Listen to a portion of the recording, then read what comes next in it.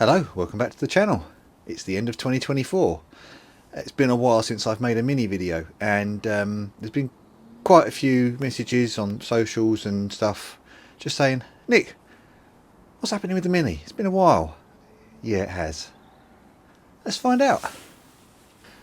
So the last time you would have seen the mini, I was doing welding around the back. I'd done my custom boot floor bits, and I'd kind of started to get it tarted up, ready to get some paint on it. And then I ran out of time for the kitchen, and then I ran out of weather because I'm out in the open.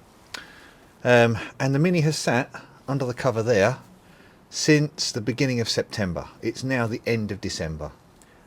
Let's take the cover off and see what it's like underneath, shall we? I say let's take the cover off, but obviously there's loads of stuff just kind of like slung in around it where it's just like a dumping ground. I've got stuff down the front as well, the car, the old gas bottles. Yeah, this is going to take a minute. Let's time lapse this bad boy.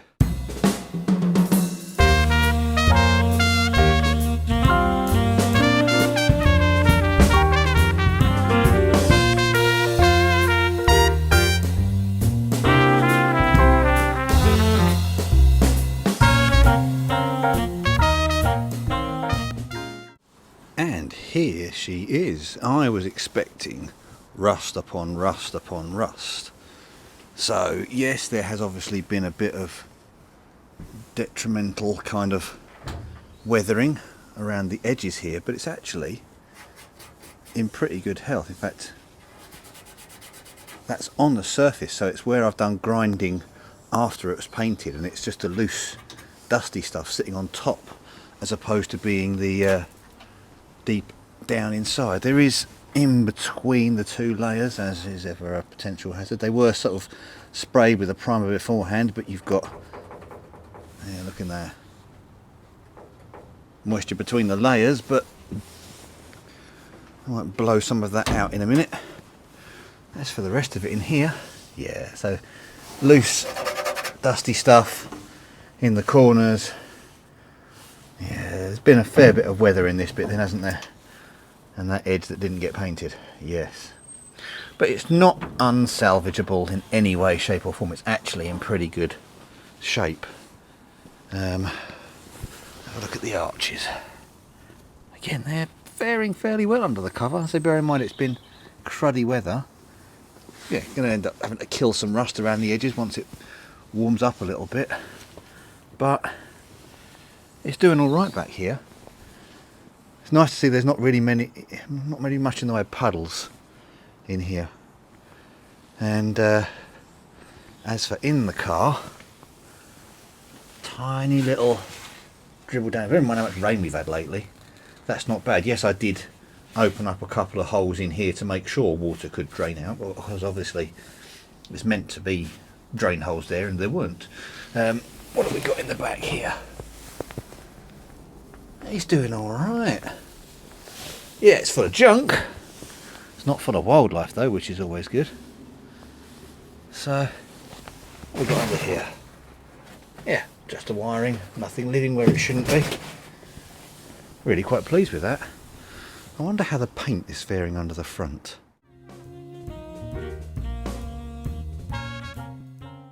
So, all my lovely shiny paintwork. Can I make the light any brighter? I can, look at that. So all the lovely shiny paintwork is actually absolutely fine in the engine bay. Apart from being a little dusty, subframe looks good. Obviously some water has found its way in here, as it ever is going to. But the weathering is happening down here, but again there's very little I can do to stop that out here, unfortunately. But the rest of it, it's actually looking pretty good. I'm really quite pleased with this. I was expecting some horrors, or at least something to look like it was going to be ending its life soon, but I guess it's only a summer and a bit of a winter. I'm really pleased with that. Look at that colour. I'm so excited to see this with an engine in the bay. Got some spider poo going on here. It's going to need a bit of a clean up. But yeah, I mean, other than just general life, it's actually looking pretty good. Have we got anything living up there? No, not in the shiny space. It's all good. Well, it's positive. I know we've got a storm coming in the next couple of days, a bit of wind. So far the 50 quid Halfords cover is sort of holding its own. Water is getting in, but it's not like it's not breathable, which is nice. So yeah, it has been a while, and you may be wondering, are you going to give up on this? Is this the end of the project? No. I'm limited to working out in the open, so I'm always weather dependent. I would love to build a roof over this, and it is on the cards. There's just so many other things with the house that have to happen first. So I wanted to inspect, see what it's like. I now know I've got to do something better for sealing the boot up to stop the moisture getting in there. So I'll probably put some tape over the holes, tape over the areas where the moisture is getting in. I'll try and dry it out a little bit now. But the plan is, as soon as the weather allows it, I'm going to get the welding in here finished off, and I'm going to get the same colour coat of paint all around the inside of the boot lid.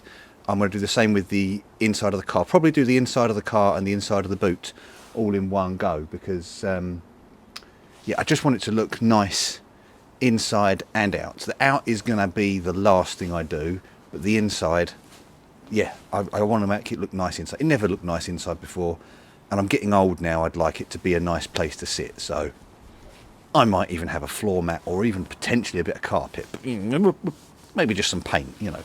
So the plan is, as soon as the weather warms up, so March, late March, April, get back out, finish the welding on everywhere that I can on the inside, get the painting done inside, subframe built back on the car, down on four wheels, and then the engine goes in. Now, I'm not sure if I've mentioned the engine much on this, because this project kind of started as an engine and it's escalated into the rest of the car.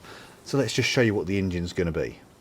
Now you can see here, cluttered amongst all of the bikes and the mini parts and stuff like that, is a block that's empty, and a gearbox that's empty, flywheel housing empty, and a head that does have cams in it, but they are not the cams I'm using. None of this is exactly what I'm going to be using. The engine itself is built. So it's a BMW K1200 RS cylinder head and cams that's going on a 1420 block. How do you get 1420cc? Well, let me tell you. So you get the engine bored out to 73.5, so it's a 1380, and then you get a crank that's stroked from 81.3mm to 83.5. So you have a long stroke 1380 to make 1420, or at least that's the route I'm going. How that's going to work with the high revving nature of a 16 valve head, well, it's going to be fun finding out. The crank is obviously a forged item, because all mini cranks were forged. People say they're cast, they're not, they were forged. So it's a forged crank anyway. It's been lightened, it's got S-size journals on the big ends, so again, a lot of weight's come out of the rotating mass. I've got forged pistons and I've got arrow rods, so a lot of weight has come out of the reciprocating mass, so it shouldn't theoretically, by my maths, be any worse than revving a standard mini bottom end to 7,000 RPM. And people go, oh no, you couldn't. I have done 7,500 on a 1293 with standard rods and pistons on countless track days and countless back road blags. It's not spending its whole life there like a race car, but it'll be fine. It'll be fine. So 7,500 RPM, 1420, and probably 140, maybe at a push 150 horsepower. So it's gonna fly. Is the hope. Running the standard BMW injection. It's not a conversion kit from Specialist Components. I have got some of their parts. I've also got a Force Racing conversion that I've altered. So there are some videos back. I'll try and put some links into the description for the videos of my engine, and I will put some pictures here now of what it actually looks like, because I have done on Instagram, and I've done some shorts of what the video looks like. I just didn't have the brain power to film the build because I am a man of limited brain. So the end goal is to have it running for the summer. Please note there, I'm not stating which summer it's going to be running for, but that is always the goal, to have it running for the summer. It would be really nice if it could be this summer, because my kids are really starting to get into the car. Obviously the boys help, the daughter really wants to go for a ride in the car. So yeah, I really want it to be this summer, but you've just kind of got to see where life takes you. So after all that said, should we dry out the boot lid? Right, let's see if we can blow some of this water out of here. Can't see what I'm doing. Let's get a torch. So the worst of it is in this corner over here.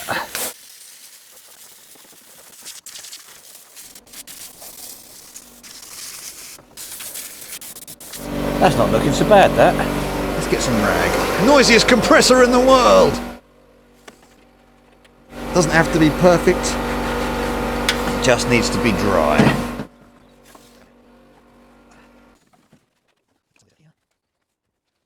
Okay, this middle bit here is actually not fixed in. It's only 1, 2, 3, 4 screws holding it in. So I'm going to get my drill. I want to wind them out. So I want to wind them out, am I? Yeah, I am.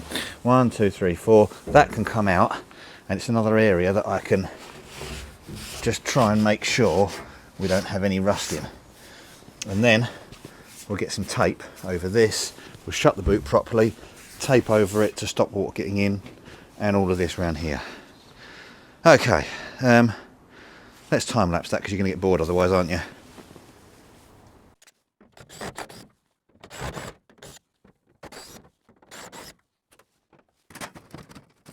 Let's see what it's like under here, shall we? It's a few spots of heavy to unnecessarily orange rust spots, but it's only on the surface. It's not going to go absolutely super critical in a couple of months, so I'll wipe all this as dry as I can, and let's get this packaged back up, ready for the last bit of winter.